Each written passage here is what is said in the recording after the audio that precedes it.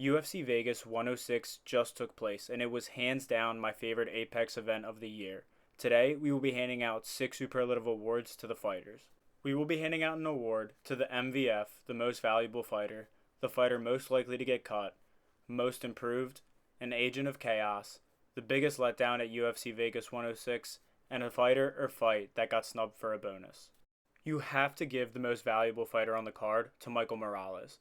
He is only the second fighter to ever finish Gilbert Burns in the first round. Dan Hooker did it in 2018, and before you come and say to me that, oh, that was a completely different Gilbert Burns, within the past couple years he's fought Bilal, who I don't think we would expect to finish him, but he fought JDM and Sean Brady, 3 guys that are ranked in the top of the division, and none were able to take care of Burns within the first 5.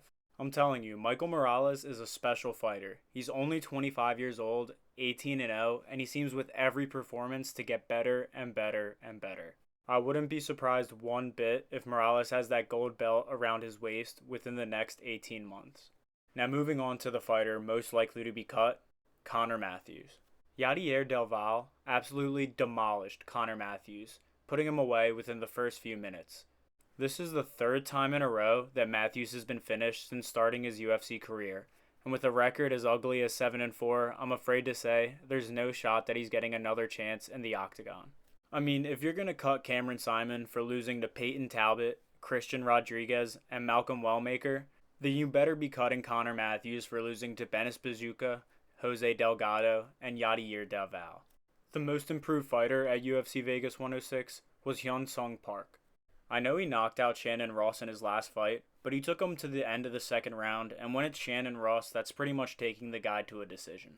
He looked so much more vicious tonight, not even giving Carlos Hernandez a second to breathe and putting the rear naked choke within the first half of a round.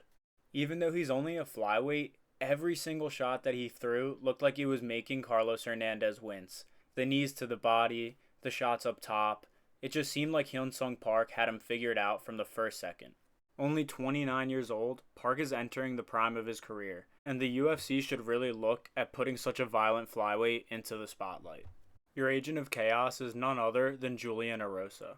There was at least half a dozen times in his fight with Melky Costa that I thought he was finished. He was getting wobbled left and right, bleeding profusely, but no matter what, he just kept pressing forward like a zombie. He brought that fight to Melky Costa. Melky Costa would have been more than happy to stay on the outside, do his spinning kicks, and waltz his way around to an easy decision win. But Erosa wasn't going to let that happen and just kept pushing forward no matter what was being thrown his way. He has such a sneaky resume too.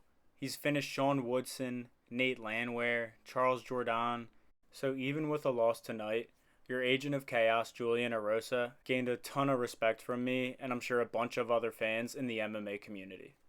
The biggest letdown on Saturday night was the Craig vs. Bellato cancellation. I'm not sure whether Bellato got sick backstage thinking about Paul Craig putting him into a triangle, but canceling your first co-main event slot an hour before fight time is just unacceptable.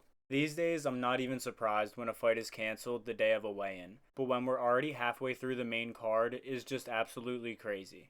If this happened in the morning, you might have been able to get a Dan Ige Part 2 situation where a fighter from the Vegas area steps up on same-day notice into the co-main event slot. But Bellato couldn't even do that, so I expect the UFC to give him a new opponent with far less name value and relegate him back down to the prelims.